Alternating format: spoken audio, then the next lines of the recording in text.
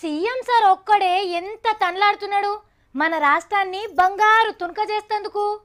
Development అనేది రెడ్మెంట్ షాప్లో దొరికే బట్టలు కావు, అప్పటికప్పుడు చేసిన స్వీట్లు కావు. ఆందాని పెరగాలి, కొలువులు రావాలి, రాష్ట్రం నంబర్ 1 కావాలి. ఇవన్నీ పనులు చేయాలంటే పెట్టుబడులు రావాలి, కంపెనీలు పెట్టాలి. మరి ఉత్తగానే వస్తాయి గివన్నీ మన ఒక్కలతోనైతుందా? గందుకే సీఎం సారు బయటి దేశాలకు పయనమైండు.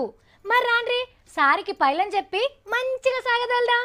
అరే మన ఇంట్లో పెద్ద మనిషి 10 రోజులు ఏరే ఊరు పోతున్నాడంటే ఉత్తగానే ఉంటదా?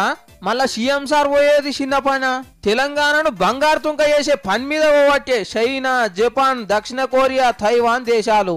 గందుకే మంచిగా పోయిరా సారు, ఎక్కి దిగే కాడ జర పైలం అని చెప్పేటందుకు చాలా మంది లీడర్లు వచ్చిండ్రు సారోళ్ళ ఇంటికి. అగో వీళ్ళందరి ప్రేమను చూస్తుంటే ఏమనిపిస్తున్నది?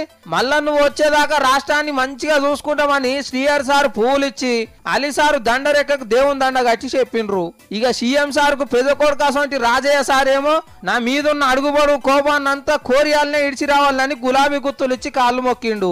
ఇక ఏం నిధులు తెచ్చినా వ్యవసాయానికి అడవులకే పెద్ద పాలు పెట్టాలని పోచారం జౌరామన్న సార్లు యాది చేసిండ్రు. ఇక ఆడోళ్లకు మంత్రి కొలువులు ఇచ్చి చేపించే ప్రాజెక్టులు తెచ్చడైతే మరొకటి సారు అని కొండ సురేఖ మేడము గిట్లా పువ్వులు ఇచ్చి కొంతమంది, చేతులూపి ఇంకొంతమంది కొండంత బర్వెత్తి సీఎం సార్ ను జాగతోలుతున్నట్టు అనిపిస్తలేదు.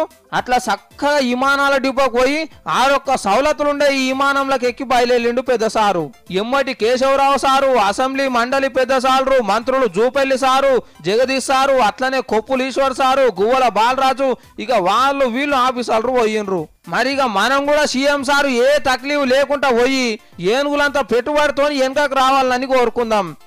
ఇక అందరు సపాట్లు కొట్టుండ్రి. సీఎం సార్ విమానం బయలుదేరింది, మనసు తీరా బాయ్ బాయ్ అని చెప్పుండ్రి.